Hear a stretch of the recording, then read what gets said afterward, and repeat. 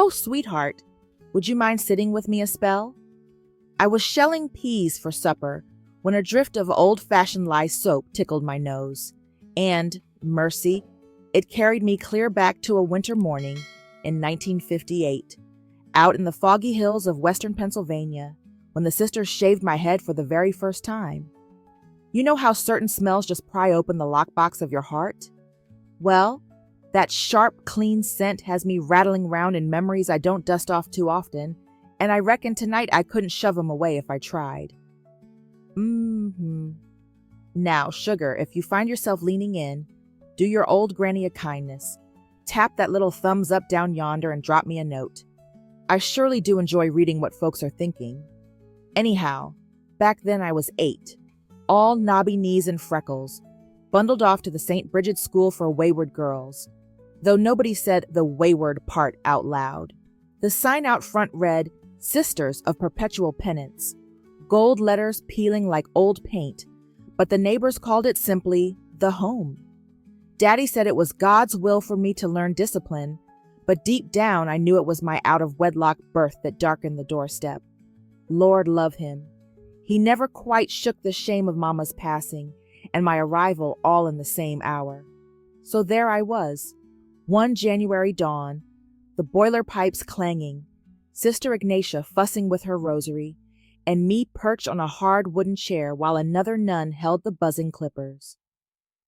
"Demons grin," Sister said, "and your smile offends the Blessed Virgin." Then she pressed a finger to my lips, thin, cold, smelled faintly of vinegar, and the first hank of hair fell on my lap like a dead sparrow. I remember trying not to cry, 'cause tears just earned extra prayers on your knees. Those halls were soap-scrubbed stone, echoing with hymns at dawn and rapped knuckles at dusk. If a girl laughed, they tied a knotted cord around her waist so tight she could hardly breathe, proclaiming that pain choked out wicked giggles. If she dared whisper after lights out, they locked her in the cupboard under the stairs they called the Chamber of Silence. Some mornings, I'd wake before matins and trace the frost patterns on the dormer windows, imagining they were maps leading anywhere but there. Funny thing, when you're a child, hope takes the oddest shapes. A snowflake can look like a compass. A soap smell, like tonight, can fling wide a door you tried to nail shut. And so, I'm left rocking here, peace forgotten, thinking how the nuns swore I was a demon, and how, years later, I obliged them, though not in the way they expected. Why am I dredging this up now? Because the story never truly ended. It's stitched into every crease of my hands. Folks look at my gray hair and steely spine and say, "Granny, you've got a heart like ironwood. Nothing rattles you." They don't see the 8-year-old who counted cracks in a stone floor for comfort. They don't hear the hymn cadence still pacing my breath. And they surely don't know how a runaway girl circled back, clipboards and state seals in tow, to topple the very walls that tried to break her. That's what's tugging at me this evening, child. How a whiff of soap can summon ghosts instead of marching across the parlor rug. I reckon I'll tell you the whole of it, chapter by chapter, if you'll lend me your ears. But before we wander down that road, chew on this. What would you do if the people sworn to save your soul called you wicked instead? Would you bow your head or sharpen your horns? Oh, my stars! When I think back to those early days before the gates of St. Bridget's swung shut behind me, I smell wood smoke curling from cast iron stoves. I hear the creak of screen doors slapping against chipped white frames, and I see morning light puddling on a kitchen floor, worn smooth by generations of stocking feet. That was western Pennsylvania in the late 50s, coal dust in the rain gutters, hymns in the taverns on a Saturday night, and a constant hum of work that stitched everybody's hours together like patchwork. I was a skinny, barefoot sparkler of a kid, 8 going on 18, freckles bridging my nose like spilled cinnamon, a burlap lunch sack in one hand, and a pocket full of questions in the other. Folks in our Irish Catholic enclave believed the world ran on duty to God, to kin, to the memory of ancestors who carved a living out of those shale hills. And I believed it too, leastways the parts I could understand. Mama had died the day she brought me into the world, so Daddy and Nana Gallagher raised me between them. Daddy with his calloused palms smelling of machine oil from the rail yard, Nana with her soft rosary-clicking fingers, and stories about County Clare, where the morning fog tasted like pearls. Every weekday at dawn, Daddy lit a kerosene lamp and read me a psalm before I walked the half-mile dirt lane to one-room McBride School. The bell rope left chalky blisters on my knuckles because I insisted on pulling it, loving how the clang ricocheted off the valley walls like a promise that learning mattered. Afternoons I'd hunker on Nana's porch, shelling walnuts, humming Everly Brothers tunes off the radio, watching iron-red sunsets slide behind the slag heaps, and dreaming bigger than those hills could hold. What did I dream? Foolish things, maybe, but sweet. That one day I'd be a librarian with glasses on a dainty chain, handing out stories the way Nana handed out oatmeal cookies. That I'd sew my own Easter dress bright sky blue, the color of hope. That kindness was a seed you planted, and sure as sunrise, it would bloom right back at you. I collected magazine pictures of smiling nurses and school teachers, taped them inside an old candy tin, and told myself, that's the sort of woman I'll be, gentle and useful and welcome wherever she walks. Back then, I believed church was a quilt of friendly voices, not a cudgel. Believed sisters in starched habits were guardian angels on earth. Believed joy was as natural as breathing, and laughter was what kept sorrow from caving your chest in. I suppose innocence is a kind of soft armor, beautiful while it lasts, brittle when it cracks. Still, our evenings were sweet, Daddy picking Wild Mountain Time on his battered mandolin while I harmonized in a squeaky half note, Nana clapping time with her thimble against a teacup. Sundays we scrubbed till our ears shone, piled into the pew third from the back, and afterward shared pot roast with the O'Sheas and Dallies, swapping gossip about whose tomatoes ripened first. Those dinners tasted of horseradish and belonging. Looking back, I see a life stitched tight with ordinary love, nothing fancy, but warm enough to keep January winds at bay, and I marvel at how swiftly it unraveled once that letter arrived from the Sisters of Perpetual Penance. Daddy said, opportunity knocked dressed in holy cloth. Nana dabbed her eyes and whispered how discipline molds virtue. And I, eager to please the grown-ups I adored, packed my tin of picture dreams and kissed the mesh of Nana's veil of tears. I didn't know yet that goodness can be twisted, that smiles can be outlawed, that quiet Pennsylvania snow could fall on stone corridors colder than any winter sky. All I knew was the world felt wide open, and I was stepping onto a train bound for sanctity, certain that kindness, my guiding star, would light the way. Honey, I remember the very morning the wind shifted, the moment that would steer my whole compass without even asking permission, and it came wrapped in nothing grander than a shy smile from a girl named Martha O'Connell. It was August of '58, my first week inside St. Bridget, dawn barely rinsing the sky pink, when Sister Ignatia marched us single file from the dormitory to the laundry cellar, a place that smelled of damp cotton and boiled starch, its stone walls sweating like they, too, dreaded the day's labor. We were 12 wide-eyed novices, heads shorn, collars stiff, hands clasped tighter than bank vaults, and Sister rattled off work assignments the way a drill sergeant barks orders. Gallagher, she snapped, meaning me. Fold linens, no creases showing. I nodded, heart thudding, thinking if I ironed every wrinkle smooth maybe she'd see I wasn't wicked at all. Then she pointed to the small red-haired girl beside me, freckles brighter than sunrise. O'Connell, you'll sort socks, no chatter. Martha glanced up, and in that sliver of forbidden eye contact I caught a glint. Mischief laced with kindness, a spark that cut through the gloom like a match struck in a coal mine. We were strangers piled into the same crucible, Yet the air fizzed between us as though an invisible string had been knotted. Later, when Sister's footsteps faded upstairs, Martha sidled over holding a lumpy basket. "Our sock folding's dull as dishwater," she whispered out the side of her mouth, "so I match 'em into puppets and make the lost ones dance." She wriggled 2 woolen shapes until they bobbed like courting fireflies.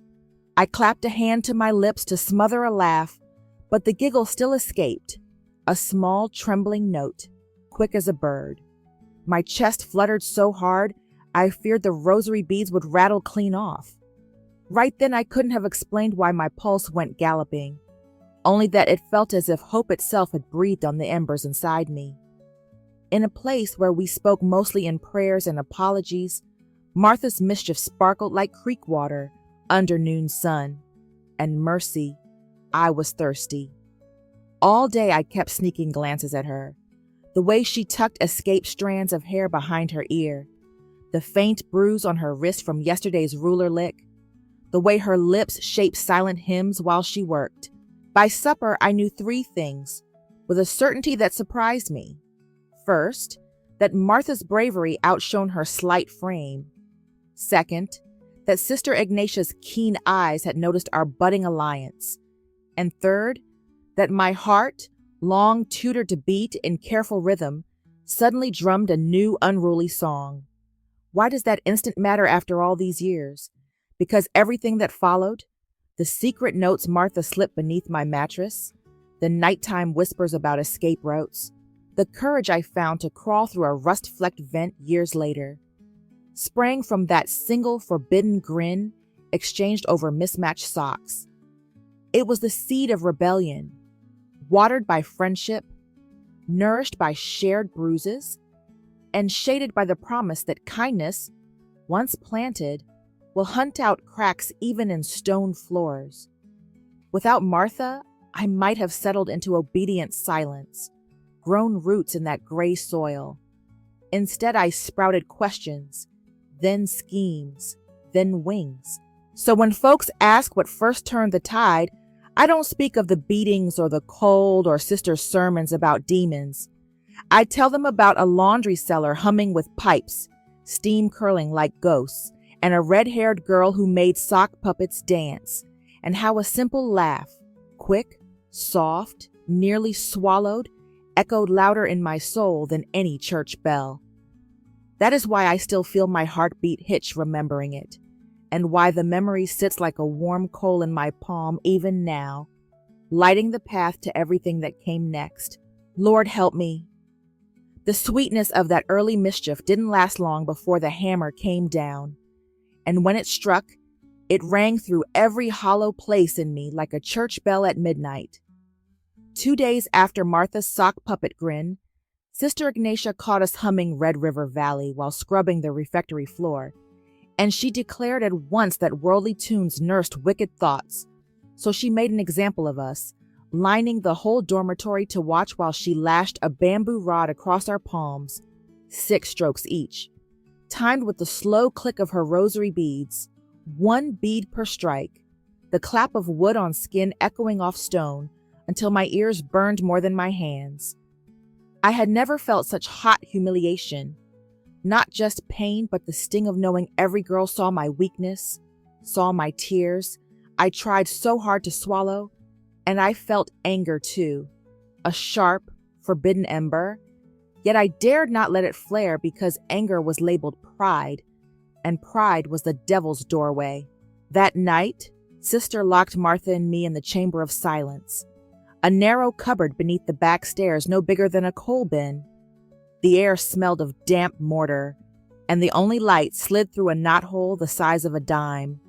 Sitting there, knees to chest, I heard Martha's breath hitch, little bird sounds, and my own pulse pounded so loud I feared it would give voice to our terror. I wanted to comfort her, to say Nana's old prayer about angels camping round us, but my throat felt nailed shut by shame. Shame that my humming had drawn punishment. Shame that I had liked the song. Shame that part of me hated Sister in that moment. Hours later, long past matins, The latch clicked and the door cracked. Sister Eloisa, gentle as dusk, slipped in a crust of soda bread and a tin cup of water, pressed a finger to her lips, and whispered only, "Endure." Then she closed us in darkness again. Her kindness was a spark, yet even that kindness birthed confusion. Why did she aid us in secret instead of standing against Ignatia in daylight? Was mercy meant to hide? My mind wrestled like a trapped squirrel. Outwardly, the world declared obedience was salvation, but inwardly a new voice muttered that obedience to cruelty made accomplices of us all. I lay awake after release, palms throbbing, and pictured Daddy's face if he saw the welts. Shame folded into anger, anger folded into resolve, but resolve scared me, for what could two skinny girls do against marble altars and ironclad rules? Still, every step Sister Ignatia took down the corridor thudded like a warning drum, and with each thud the dilemma grew. Submit and survive, or resist and risk worse, maybe even banishment, which in those walls felt like spiritual death. Martha squeezed my bandaged hand during morning prayer, and that small squeeze said, "I'm still here." And in that squeeze, I felt the tug of loyalty battling fear. I could not abandon her, yet I feared my courage was a paper lantern in a gale. From then on, the routine twisted. Work details doubled, laughter policed, any spark of joy doused with cold commands, and I caught Sister Ignatia's gaze tracking us, a hawk over field mice. The other girls, skittish, began to avoid our pew, afraid the chill that settled on us might catch. The world I'd trusted, where discipline grew goodness, cracked like thin ice, and every creak of that crack echoed a question. Was I wicked for doubting, or righteous for refusing to call cruelty holy? I was 14 in years, but felt ancient with worry. Jaw clenched so tight I ground my teeth at night. Heart split between the humble child I was taught to be and the rebel sprouting inside.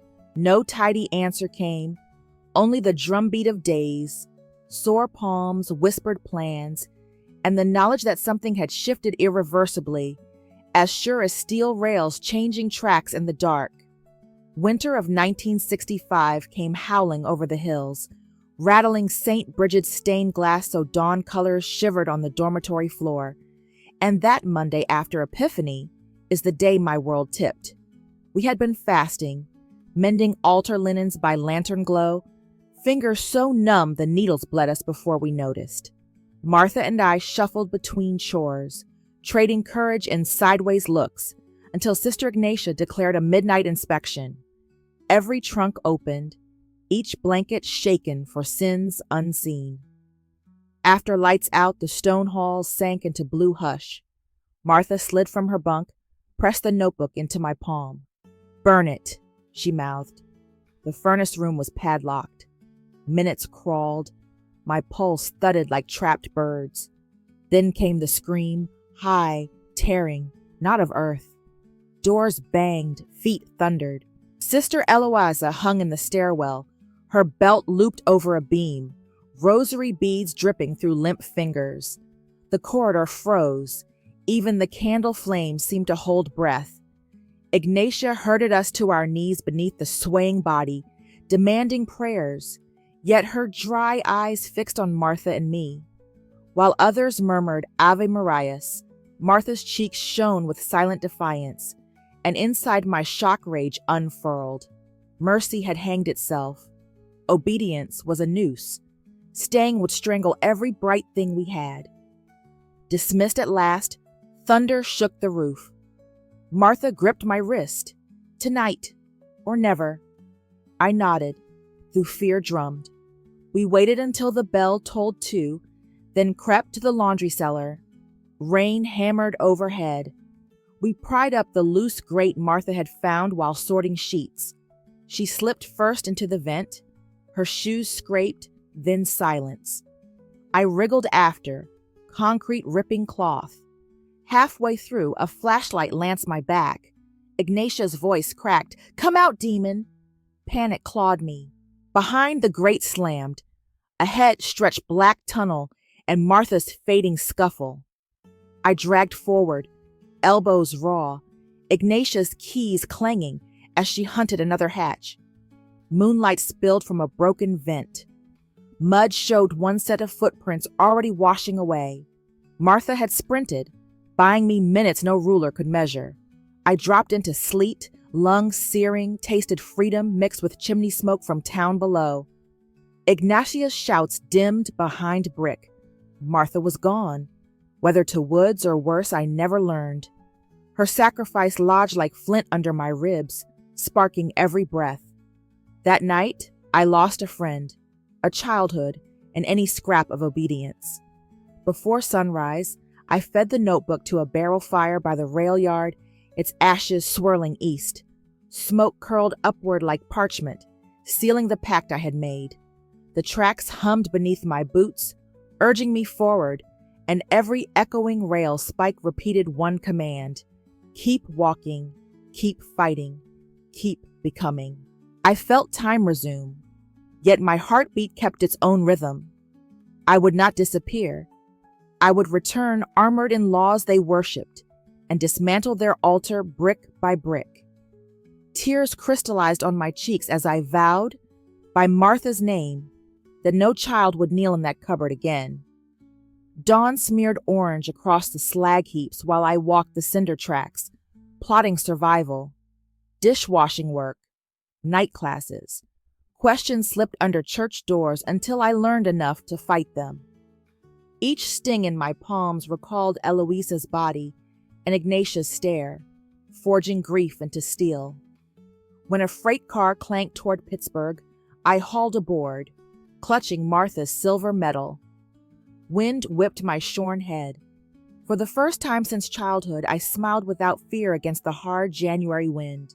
The locomotive whistle echoed that stairwell scream, and I whispered there to the horizon, "Call me demon if you dare. One day you'll pray I came." Oh, child, the days after my escape felt like walking through a silent film.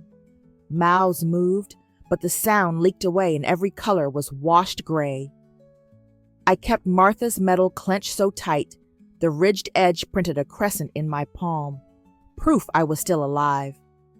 The freight carried me to Pittsburgh, and I spent my first night upright on a wooden bench in the Greyhound station, blinking under lights that buzzed like bees. At dawn, a guard tapped my shoulder. "Keep moving." So I moved, boots chewing slush, breath fogging like a spirit. The city should have dazzled me, yet each horn felt distant, joy playing from a room 2 doors over.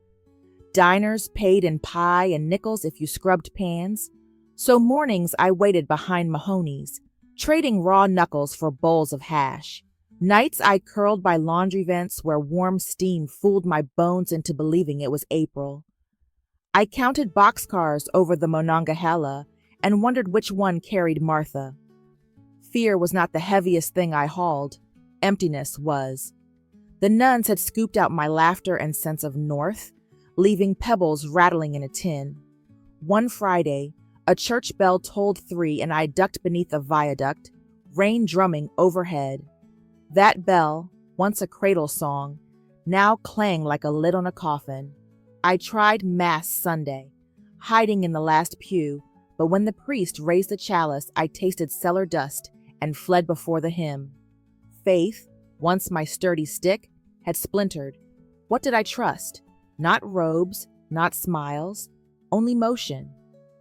I took the noon shift at Mahoney's, pasted on a grin customers called Sunshine, and saved every crumpled tip in a coffee can.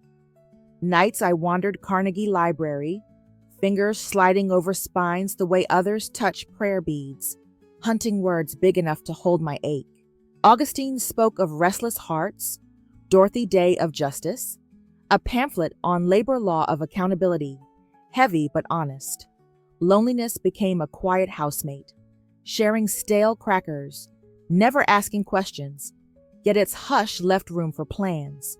What if scrutiny could be sanctuary? What if rules that shackled children might pry locks in wiser hands?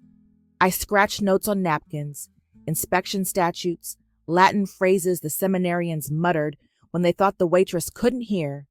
I was building a ladder one rung at a time.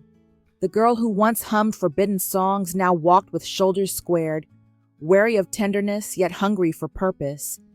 I could not return, could not freeze. The only road left was forward, carrying emptiness like a water skin, trusting purpose to fill it drop by drop. Each dawn I traced Martha's name on the metal, promised her courage was earning interest, and stepped into the gray morning, not healed, not whole, but moving, gathering shards of belief, turning them in the light to learn which edges still cut, and which might someday stand as windows. I missed Daddy's mandolin and Nana's warm hugs. Memory walked a half step behind, yet I dared not send a letter home. How could I explain bruises or a body in the stairwell without breaking their faith? So I carried silence like a coin in my pocket, heavy but necessary. Some evenings, I sat on the Smithfield Street Bridge, watching city lights ripple in the river, and asked the questions the nuns forbade. Why sorrow outlives joy? Why power hides behind altars? Why a laugh costs blood? The wind never answered, yet asking felt like breathing after being held underwater, and I sensed a promise that even broken voices can become trumpets when they find the right tune. Mercy, I can still feel the February chill that crept under Mahoney's back door the morning the whole trajectory of my life hit a fresh notch. I was wiping down the Formica counter, same circles, same crack song on the jukebox, when a scrawny kid in an oversized army coat slipped onto a stool and asked for hot water, no charge. His eyes hid under a mop of hair, but I recognized that hollowed-out gaze as if I were staring into a mirror of yesteryear. My heart made a small lurch, the way it did the night Sister Eloisa slid bread through the dark. I fetched the kettle and, without fuss, dropped in a lemon wedge and a splash of honey from my own tip jar. The boy's fingers trembled around the mug. Steam rose between us like a fragile truce. He muttered thanks, voice frayed as burlap, and I saw a bruise blooming beneath his collar. Something in me, maybe the ghost of Martha pushing from behind, leaned closer. You need a place to warm up, sugar. You sit tight, I said, then slipped an uneaten biscuit onto a napkin and slid it over like it was just housekeeping. That tiny kindness cracked open a dam. He whispered he'd run from a boys' home outside Scranton. Same order of sisters, same shaved heads, same ruler stripes.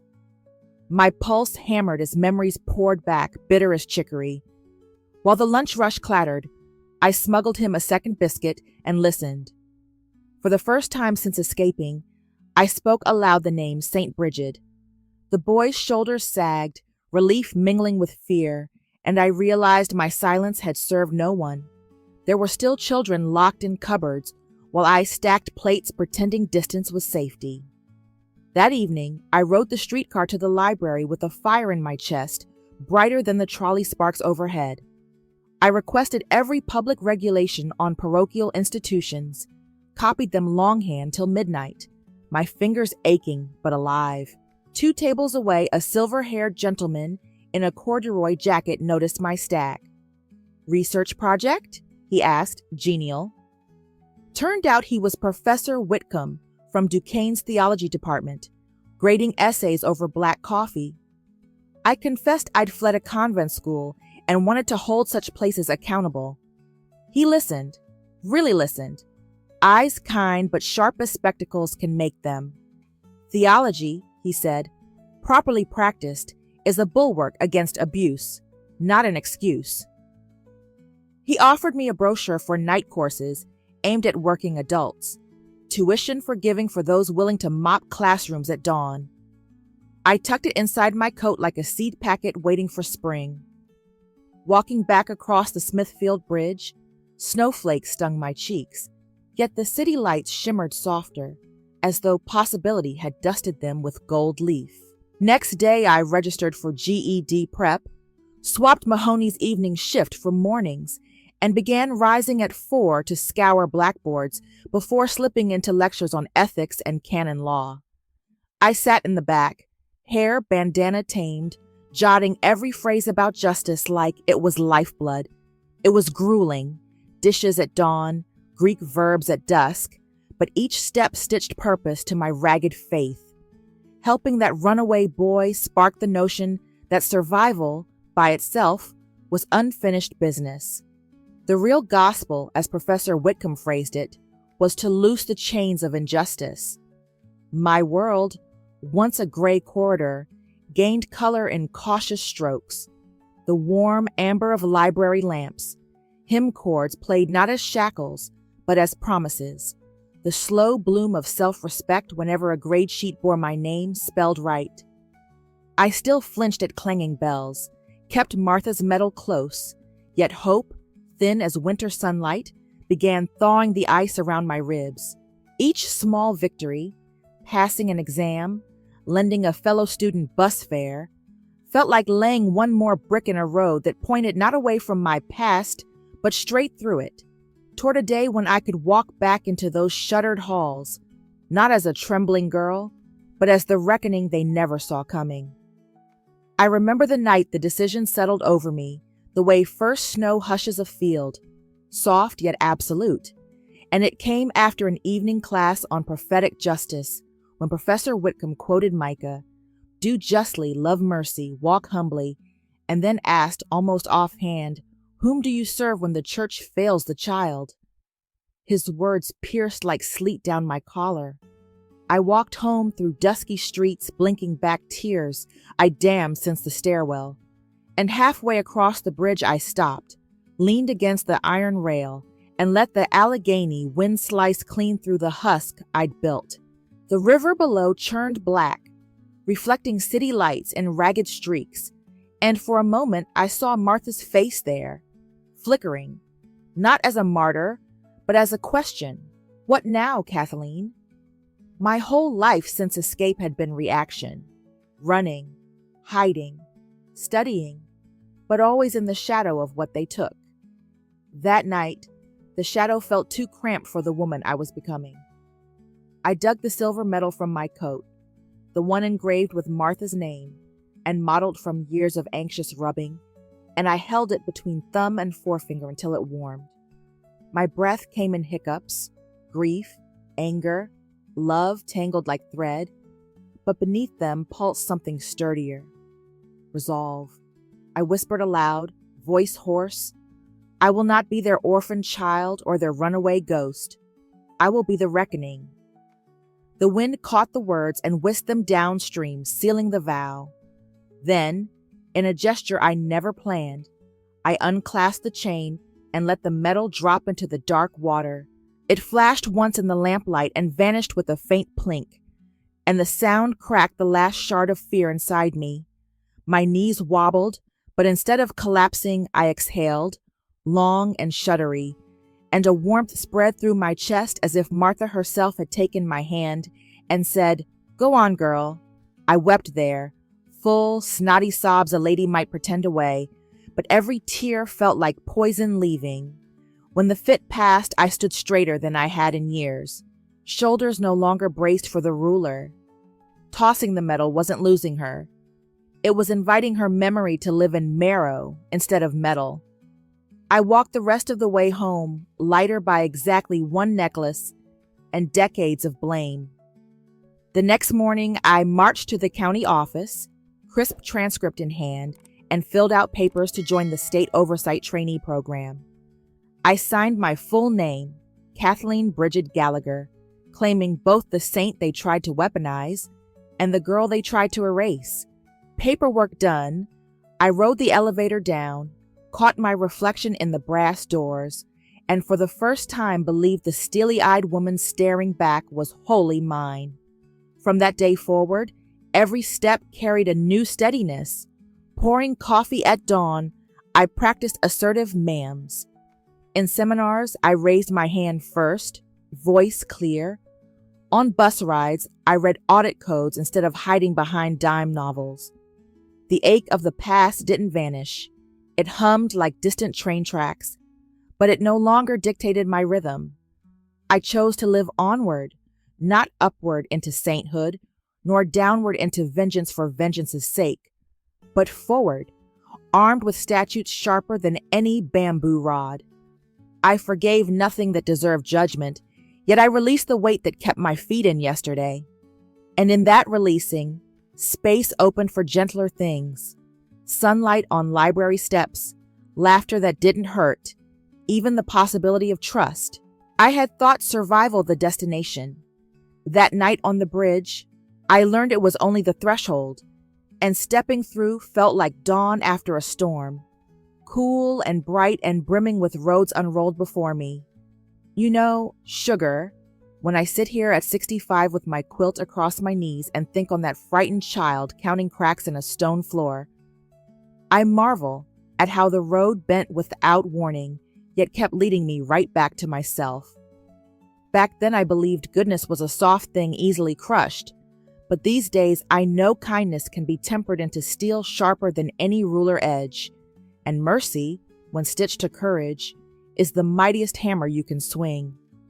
Folks see the gray hair and the badge I once pinned on my lapel as a state education inspector. Hear how I shuttered 3 corrupt boarding homes and sent Sister Ignatia's order scuttling for cover. And they reckon the lesson is fight fire with fire. Bless their hearts, they're only half right. The deeper truth is that cruelty wants company. It goads you to mirror its snarl, because the moment you do, it has won twice. What broke their grip on me wasn't matching their blows, but refusing their definitions. When they called me demon, I chose to redefine the word until it meant a woman too stubborn to bow. That shift, quiet, private, forged on a wind-lashed bridge, taught me power flips sides the instant you claim your own name and speak it without flinching.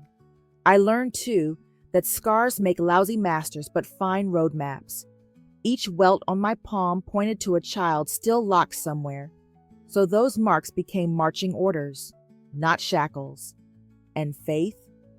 I no longer swallow doctrine whole, yet I keep a small chapel inside, where questions light votive candles beside convictions. It turns out belief that can't withstand inquiry was never sanctuary at all. If any of this rings inside your ribcage, darling listener, let me pry open a window of thought. Maybe the hurt you carry isn't dead weight but raw ore waiting for the furnace of purpose. Maybe silence, yours, your community's, your nation's, is simply consent wearing a choir robe.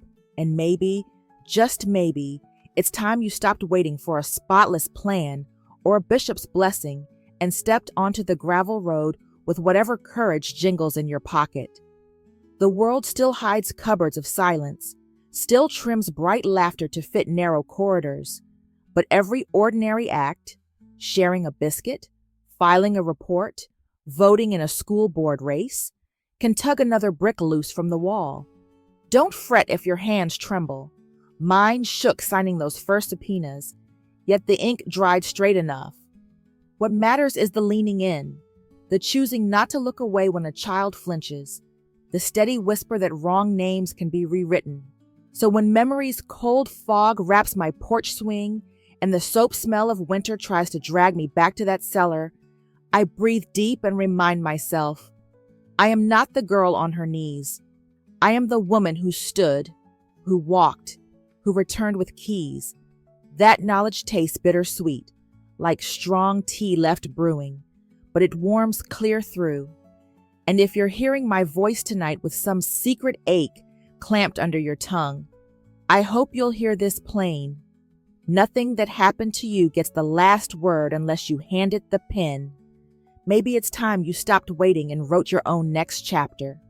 Crooked lines, ink blots, trembling script and all, because the page, darling, is wide open and the clock, bless it, will not pause. Well now, darling heart, look at us, sitting here with the night easing in around the lamp glow, you on your side of that bright little screen, and me on mine. The cicadas sawing their lullaby outside my window, while the steam from my teacup curls up like a gentle question mark. We have walked a long, rough mile together this evening, from a cold stone cellar to the whistle of a freight train, and I thank you for keeping step. If you lean in close, you can almost smell that lye soap again.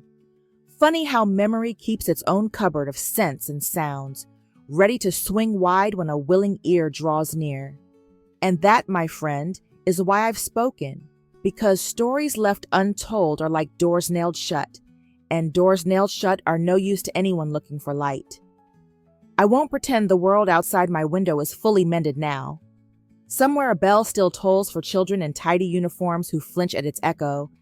Somewhere a rule book thick as a brick still hides behind holy words. Yet I've also seen classrooms painted sunflower yellow where laughter rings free, inspectors who listen first and legislate second, grandmothers who march beside teenagers and say, "Not on my watch."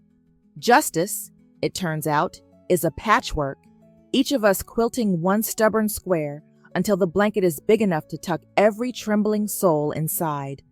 Some days my stitches feel crooked. Some days my eyes blur. Yet every dawn there is another edge begging a thread. The lesson is simple but not easy. Keep sewing, even when your thimble hand aches. You've heard me speak of scars turned signposts, of anger smethed into keys.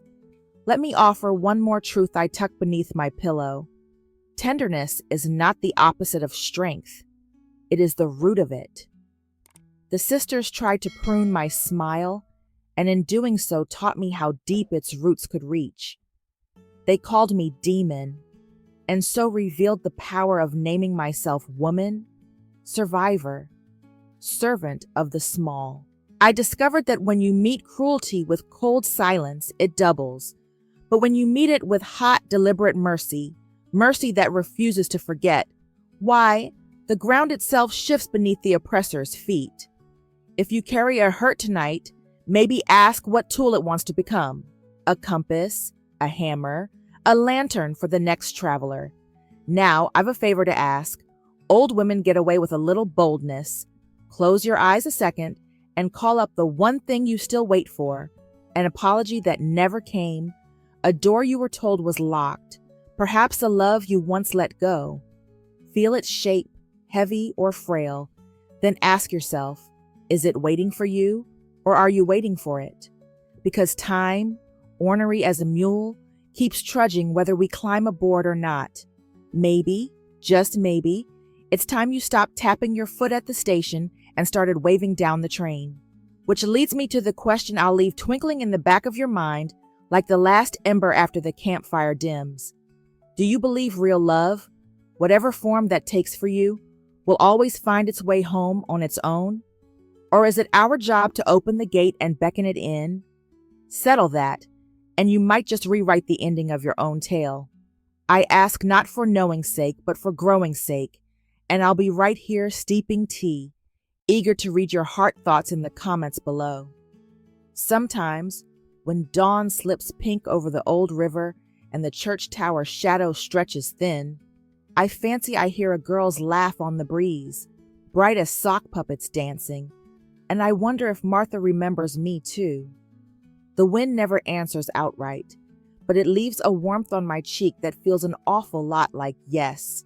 So tell me, dear soul, on the other side of the glow, when the wind calls your name, will you follow it?